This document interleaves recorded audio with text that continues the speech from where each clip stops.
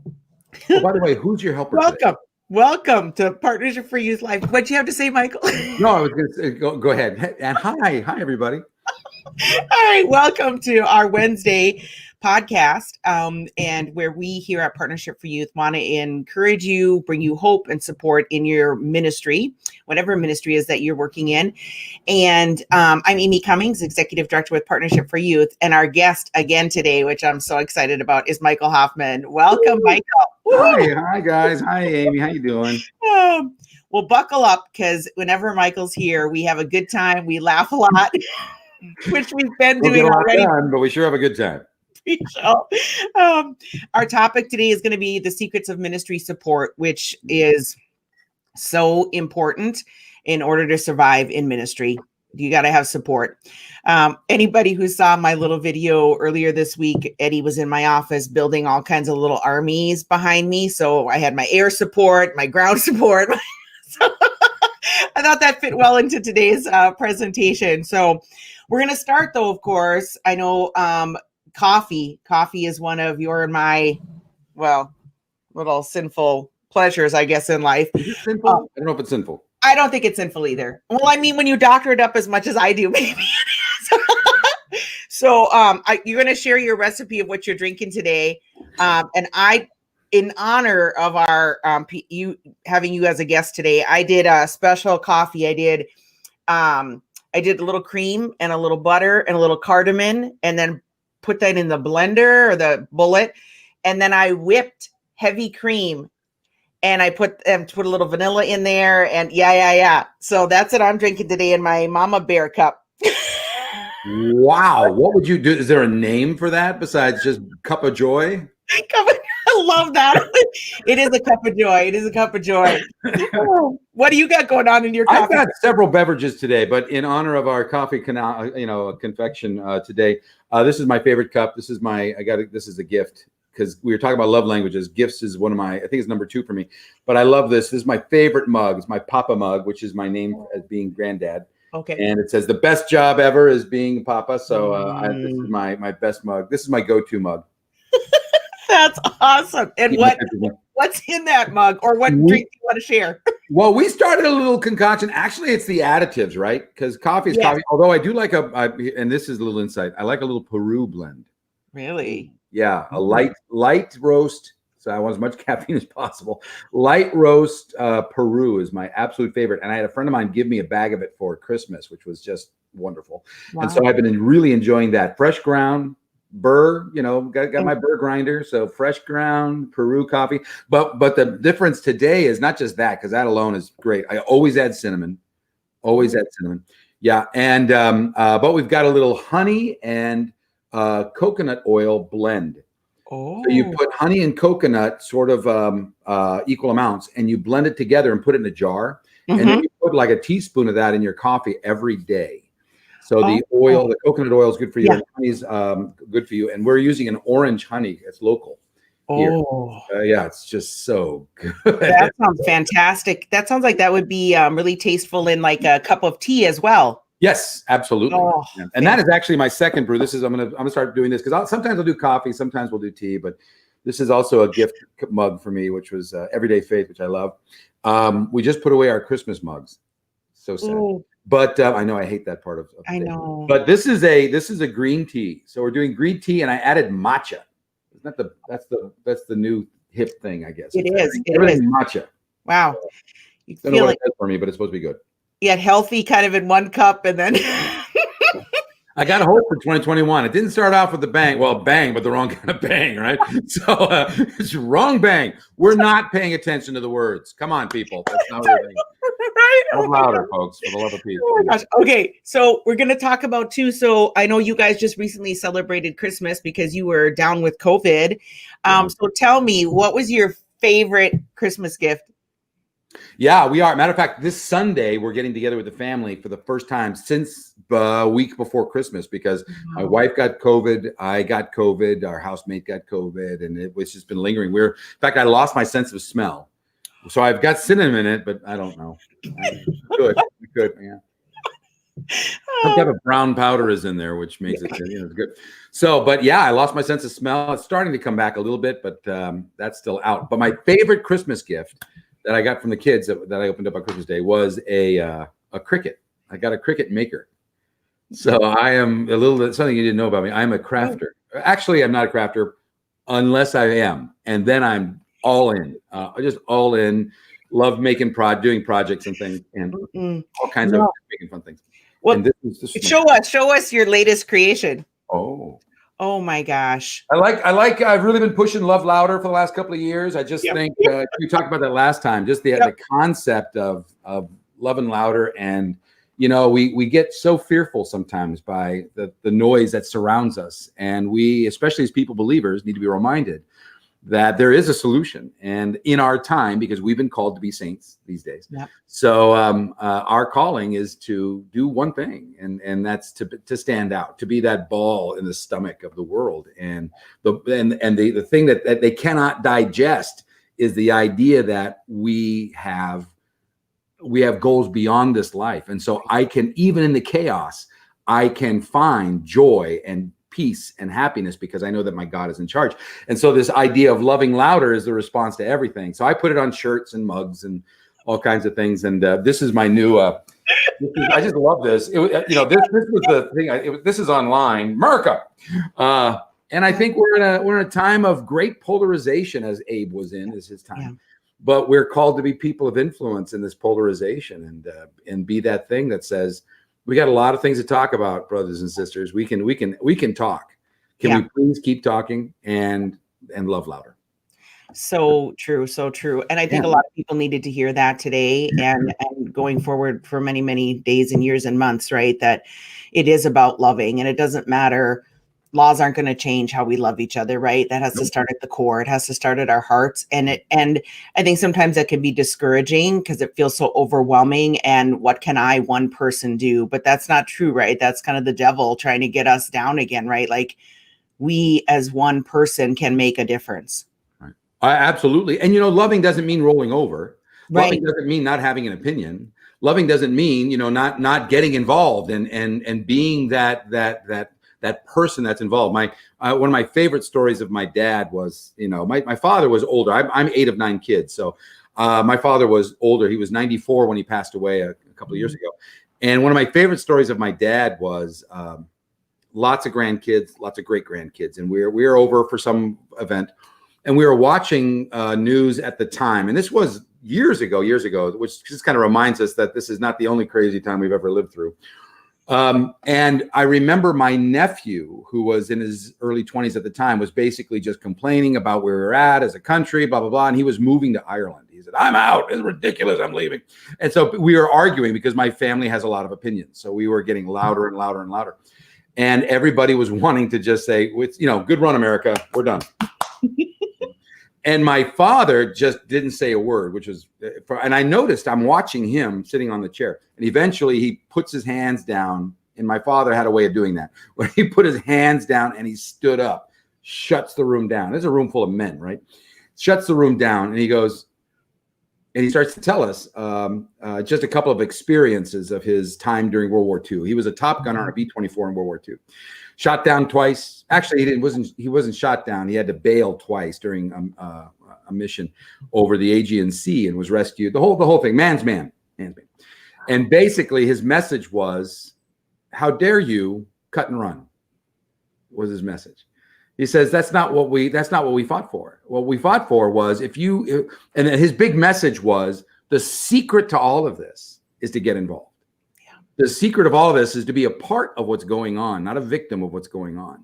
And if you look at the history, what he was saying was, look at where we have come. Look at all the things that we have changed. That's the grace of the place that we live in this world, is that things will change. And if you don't like where they're at, get involved and make another change. But we are continuing to get better. It's still the best place on earth. And that's my message of hope for the day as far as the country is. Don't give up, folks. Love louder. Right. Yeah. So important to get involved, which, kind of segues into our topic today, finding the secret of ministry support. And last week I had shared with our audience, our listeners, setting some goals and, setting themselves up for some good goals for 2021. What are some of the most common areas that can cause our goals or our dreams or our plans to fail? Oh, what an excellent topic, by the way. Setting goals is so important. I'm going to misquote him, but it's something like this. And I believe, oh gosh, it just fell out of my head who said it, but maybe it was Zig Ziglar who said, if a goal's not written down, it's a wish. Yeah. So going through the process of giving ourselves targets for the year and wanting, whether the target is an impact or the target is an accomplishment or the target is getting something created, the more focused we are, the more possibilities of actually putting a plan of action that will take us through sort of the chunky times as things are making these happen. And one of the biggest areas of failure in most ministers is they tend to do it alone. And they feel, I mean, I both know the statistics on average, and I'm sure it's either the same or less, but the average lifespan of a minister, especially a youth minister, is 18 months. Yeah. And the number one reason is burnout. Yeah. And it's not that we're overworked, it's that we fail to think and not know our position. I have a friend of mine who's we talk all the time, and he's actually a housemate. He's been living with us for a while. Really good guy, and he's started a brand new job where he took a job at a department store, and he does great work, and so he's moved up the ranks. As a matter of fact, he was that number one employee guy, that one who's energetic and who gets things done, and you wish you had 100 of. And as a reward, they've given him an opportunity in management. And they've moved him into, now this is a department, go for it. And the one thing I told him, which he's been experiencing over the last 6 months, because he's been doing about 6 months, is, buckle up. Let me give you some observations. One is that you're going to be tremendously frustrated because there's not a lot of you. Most people aren't that, I'm coming to work and we're going to get it done and let's change lives. Woo! It doesn't happen. And you got people that are, they're doing this. They're going, you want me to do what? Yeah, I'll get on that as soon as I finish doing whatever I'm doing. And they frustrate and everything else. So we have a tendency to be that. If you especially in youth ministry or in most ministry, we want to do. But the number one skill set you bring as a minister is the people side of being the center of that spoked wheel. So yes, you can get a lot done by being the producer, but you can get a lot more done by being the person that knows how to create community and support. And I think that's the number one area that most ministers fail, is they fail to see their number one job, believe it or not, is not the ministry. It's to create the support for the ministry, because it's got to be bigger than you. Yeah. Otherwise, you'll be gone in 18 months. You can't. Exactly. You'll go. You can't sustain it. Yep, you can't sustain it. Number one area of failure, in my opinion. Yeah. Why do you think most youth ministers have a hard time building that community of support for their job, their ministry, their youth program? I get asked this question quite a bit. As well, why don't they? And I think the one, my observation is it doesn't happen overnight, and because it doesn't happen overnight, it becomes very tedious, and there's a lot of failure, or there's a lot of asks that don't get responded to, or you don't have people step up when you say, "Well, I asked," and nobody showed. Like, oh, I get it. I totally hear it. So change your methodology and ask again. Or as you're going along, let's talk about some things you can do to create opportunities and to use your observations different. But the fact is that, it's not one and done. This is actually part of the job, which is constantly looking for opportunities and ways, methodologies of creating support. So I think that's one of the number one things that I see is you give up too fast. Yeah. And when you do get it, you don't know how to sustain it. Yeah. Right. Yeah. And I think that overcoming some of those hurdles, right? Sometimes people are fearful, or I don't know how, or not having them on the right seat in the bus too, right? Like asking them to do a job like that they're not, it's not necessarily in their giftedness to help you with, right? Too, I think that that's also part of the challenge of building the hard, hard parts of building a supportive team. What should they focus on? What should they focus on when building this support team? Let's talk about some takeaways here, because I think this is a very, very important issue. It's how do I go about building support?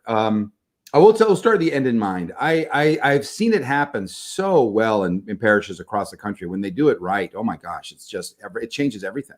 Mainly because it goes way beyond accomplishing what the minister can accomplish by themselves, and that's the whole point. I think it was Stephen Covey who said that a top producer can produce a unit better than anybody else, but a top manager can produce 100 units through creating other top producers. And that's the entire point, is we get more done by being a leader in ministry as opposed to just doing the ministry itself. So let's look at some of the things that we can do to create that support. But as far as starting with the end in mind, I don't know. I mean, when you've been involved in parishes, it might even be your parish where it's really done well. I know at St. Catherine's, the church that I go to, Debbie Buckley, who was the youth ministry when we first started going to that church, she was a juggernaut of sucking you in, if I can say that online. Can I do that? Is that right? I think it's a technical term. That's exactly what it's called. I believe it is. But she was the vortex of, if you saw her, you liked her so much. And she constantly got people to plug in, to the point where I was in that ministry for decades, absolute decades with this church. Even as she died of cancer, and so we stayed for another decade. And even now, that ministry has more adults and young adults helping in that ministry that don't have any kids in the program. And there's a reason for that. I want to plant that seed because I want to talk about how you create that. But that's what it looks like. What it looks like is people that have found a home to bring their gifts to the community of the church, whatever your ministry is. Yeah. I talk about youth a lot because that was my main purpose at St. Catherine's for a while. Now we're moving to men, and we're moving to, keeping people together during the pandemic and things like that. Keeping families is a big focus for me, but it's any ministry. And so that vision of what it looks like, you have people that are involved that don't necessarily have to because they've got, a purpose for being in the ministry, whether it's children or anything else. You've got folks that feel a part of what's going on versus a victim of what's going on. That's key. We have implemented ways of finding what you said. You alluded to it, which is finding the right place for your gifts and helping you shine through that, and learning how to celebrate. How do we play? How do you celebrate to keep the grease going? Because as ministries work, and work gets tiring, and we don't always hit it out of the park. And how do we use those skill sets to keep things going when, especially during dry times? So absolutely, and that first. And I think that celebration is important, even if it wasn't like this huge, audacious win, right? We have to celebrate the small wins along the way. Yeah. And I think that's so important. I just want to circle back to the story that you shared about the woman who just brought all of these people, including yourself, into work on the ministry. So what was going through my head is, how do I be that person who attracts people to my ministry instead of, oh my gosh, here comes Michael again. He's going to ask me to help out with something and I don't want, you know what I mean? You don't want, kind of like the multi-level marketing person who every time you see them wants to sell their product. You don't want to be that person. How do you balance that, right? Between being authentic, right? And then also people not wanting to cross you in the hallway because you're going to ask them to do something. Well, I will, let me just remind you that it's the full picture that you're trying to be, because as a minister, my job is going to ask, That is my number one thing is if you don't ask, rarely is there somebody sitting on the sidelines, and it happens, which is really great. But rarely is there somebody sitting on the sidelines going, I wonder if they know they're doing really great. I have to tell them, oh my gosh, let me just lift up the phone or send messages and just say, you guys are doing great. It doesn't happen all the time. Same thing with volunteerism. I'm very happy with the way things are, and I don't give a second extra to the church in any way, but I receive a lot.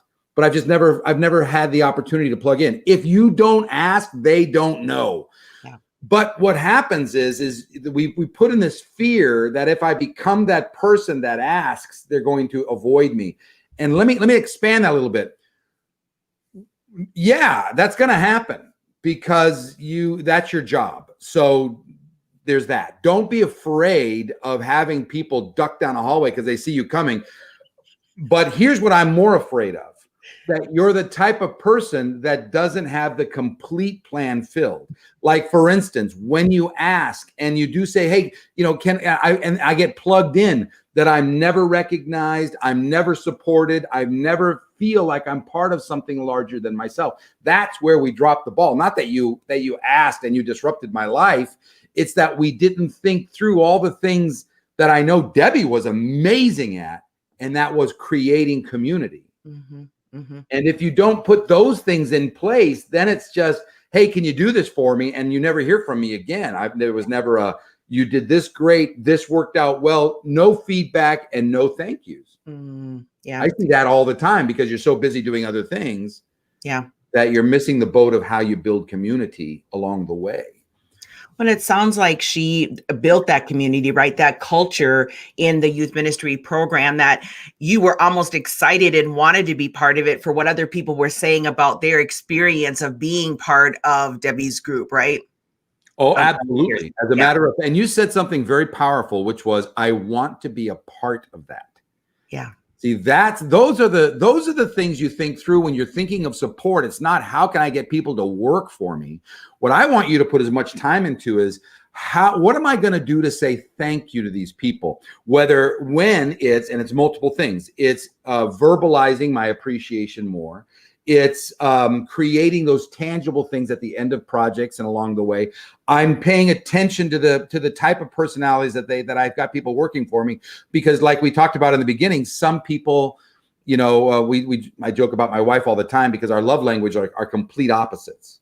So my number one is words of affirmation. Her last one is words of affirmation. And so if I want to celebrate her, I'm going to do the dishes and empty the garbage more than I'm going to write her a love note.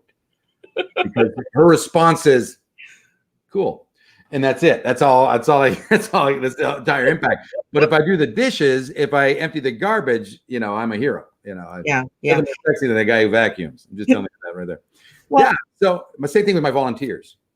Right. And I've done that for years when I interview new staff members or employees for organizations. I always ask that as part of the process, what is, if they're not familiar with the love languages, of course, I do a little explaining and ask, how do you like to be appreciated? So that I can go back to that and go, okay, you know what, bringing them on stage and making a big whoopla about it, they are going to hate that. But if I, you know what I mean? And so just recognizing what is the way that each person will feel appreciated. And maybe that is part of your interviewing or welcoming people onto your team, is having that question as part of your process. And you can just file that away, and remember that's a way to thank them in a very special, unique way that speaks to their heart. Yeah, there are several ways of finding the personality traits of us. There's lots of stuff out there. I love languages because it's simple, it's fast, and the conversations are very, we get it immediately. And so that's a big win in ahas of how we approach life that I can use to be more effective with the people that work with me. There's also, strength finders and things like that. If you want to go a little bit deeper, that help with those things. Especially, there's a couple of things. I think St. Catherine of Siena Institute or something like that. Yep. Love that one because it deals with my gifts. Yeah. The gifts that I bring.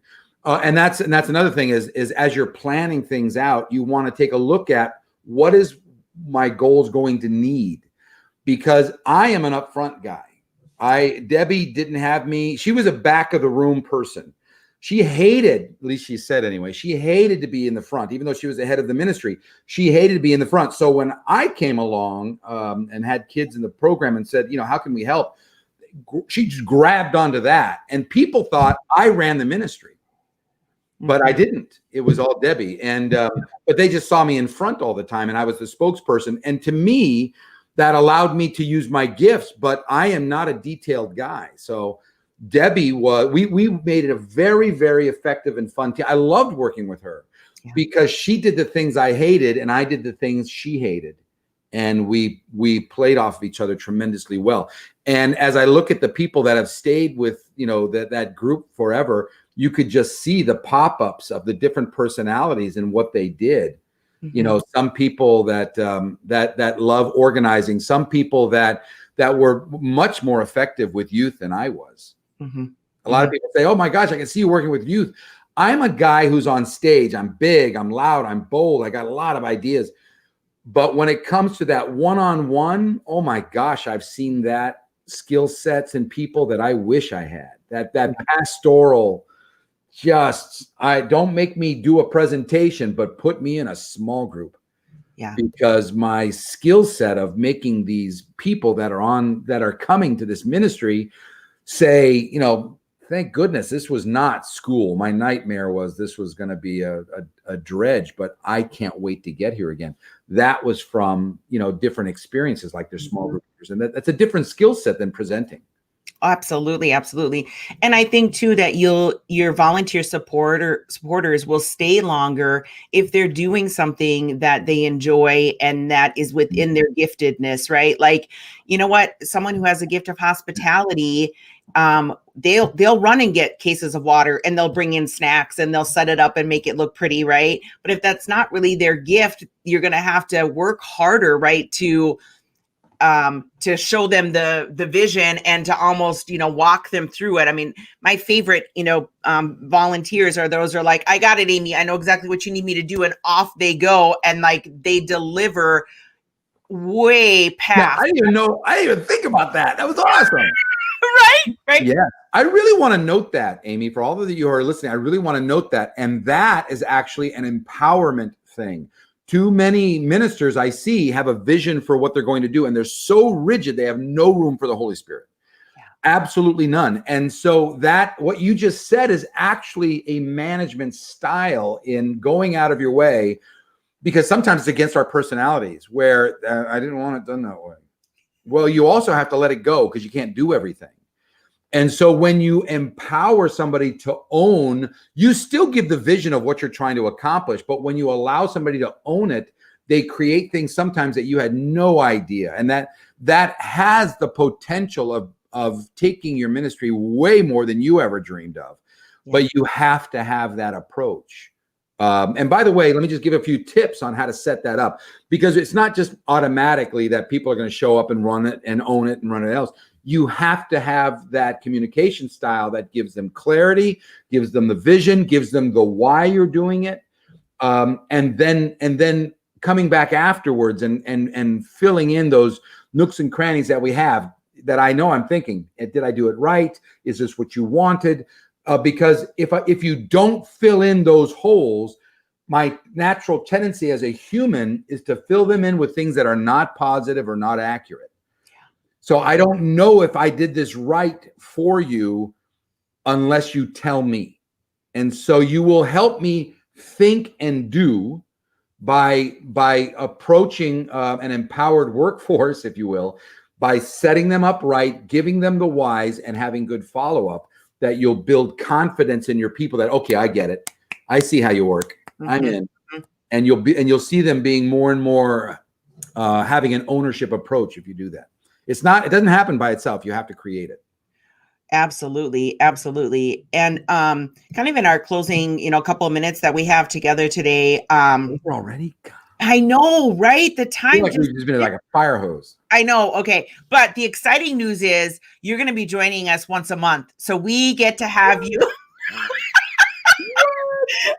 I'm so excited. So so we'll get to tap into your treasure trove of just expertise and both. I mean, I think it's important to bring what we've learned, right, in corporate America or other ministries or other work, right, to our work and take the best from that and grow from that. And ministries no different. Can you just, as in closing, where should a youth minister start looking for these particular individuals to build their support team from? Where in the pyramid? Well, there's two areas of support that I want you to go out of your way to think through as far as setting your goals are concerned. Let me add a couple of goals that I want you to think about, especially as in youth ministry, any ministry really, but especially in youth. And that is, how do I go out of my way to build more support from my parish staff? Which means, what are you going? And I want this planned out. I want you to think about it. Like, I need my parish staff to be behind me. And I know some ministers right now are going, I have the opposite. It's so, we're the stepchild and not seen very positively. Not that stepchildren are seen not positively, but I mean, that's a bad phrase I'm taking out of my vocabulary right there. But anyway, what do I do to build support from the staff? When am I communicating in staff meetings as to, here's what we're trying to accomplish? Gosh, so many times the parish staff is in total absenceness of what the youth is doing and what they need. So I want my staff to know what my goals are, what I'm trying to accomplish, and any needs I may have for my parish staff, especially my pastor. With that being said, then I have to reach out in whatever forms of communication I can, especially during these challenging times, whether it's, announcements, whether it's flock note, whether it's emails, past people that have volunteered, people that are actually using the ministry right now. There are a lot of untapped resources that have no idea that you need. And so when you're creating your plan this year, look at the things you're trying to create and ask yourself, where could I really use some help in these projects along the entire year, which is different. And you brought up an example of every Sunday or Wednesday, whenever you get together, I need someone to pick up the water at Costco. Mm-hmm. That's a need. That's a tangible, clear, that I know there are parents that are out there that would say, I can't come. I can drop my kid off, but I can't come and be involved, but I can bring water. Yep. And so look for the little things that people do and the bigger things that people can do, and start to plan that out. And how are you reaching out to your community? So how can I build support in my staff a little bit more effectively by being a stronger communicator, letting them know what's going on, asking for help when I need it, and then reaching out to my community as to, this is what we're looking for. Mm-hmm. And that's where I would say to add that, to reach out. I also want you to think about this one thing in my closing thoughts, and we can talk about this for the next couple of months, all year. I know, that's what I'm thinking too. Yeah, and that is, what are you doing to help me feel that like I'm a part of this? In other words, one of my greatest things that I love to watch at churches is that when people get involved in like a youth ministry that aren't youth, they're the support staff. When I hear things like, I'm getting more out of this than I think the youth are, that phrase is created. You have to do that. So whether it's feeding them spiritually, when you get together in your prep time, do you do Bible studies together? Are you doing, Father Mike is doing the year-long Bible study. Can the people that are on your support staff do that as a team to build community? In other words, I want to get as much, this is my ministry too. I'm getting fed by this. And a good youth minister is also thinking about, how do I feed my support staff to keep them feeling like this is part of something that they're coming to get fed to. And you'll see doors opening up for support like you never did before. That is beautiful. That's beautiful. And I think you touched on something a little bit earlier, Mike, that I just want to use in closing. Take this to prayer, to be intentional about praying about what are your needs that you then can ask, what is your plan for the year? I mean, this is not something that you're just going to, wing it. And it's going, by the end of the year, you're going to have, lots of volunteers or people supporting you. That doesn't organically happen, right? You have to be intentional about setting up the plan, knowing what you need, and then communicating that clearly. So Thank you. Thank you for those tips, Michael. Just amazing work that you do, and your delivery too. So we appreciate all the laughs, and we are going to have you back in February, which is going to be here before we know it. And we'll either continue this topic or something else in ministry and in leadership. I know because we continue to need to be lifted up, to be encouraged, to be to see a bigger vision than ourselves, right? We can, I think, get really fearful and negative and not see hope. And we really want to know that hope is there, and there's a community waiting to help us. As youth ministers, just know that we are here for you. We're praying for you. We're offering events coming up in the summer here. So Steubenville Rochester is going to be happening. We're excited about that. And in closing, we're just want to say a little prayer to St. Joseph in this year of St. Joseph, if that's all right. In the name of the Father, and the Son, and the Holy Spirit, amen. Oh, dear St. Joseph, we just ask you to be with us in each of our ministries, in each of our parishes. Give us your heart, to give us your prudence. Give us the time to rest in the Lord and to hear his voice and what he's calling us to do. And call the Holy Spirit into our activities, into our prayer time, into every one of our encounters, whether that's with a young person, a parent, a potential volunteer, a staff member, our pastor. Just ask you to be with us. And St. Joseph, just you're the model of and the protector of the universal church. We just ask your protection on our country right now, and show us your way and your power. And I know that you will provide for us abundantly, and we believe in you and the love you have for the church and our work. We place all of these intentions under the Sacred Heart of Jesus and Mary and the heart of St. Joseph in his beautiful month. Amen. Amen. Amen. Amen. Yay. Thank you all for joining us. I know that most of you listen to this post our live event here, but we again, Michael, look forward to having you back with us. God bless everyone. Have a great Wednesday. Louder.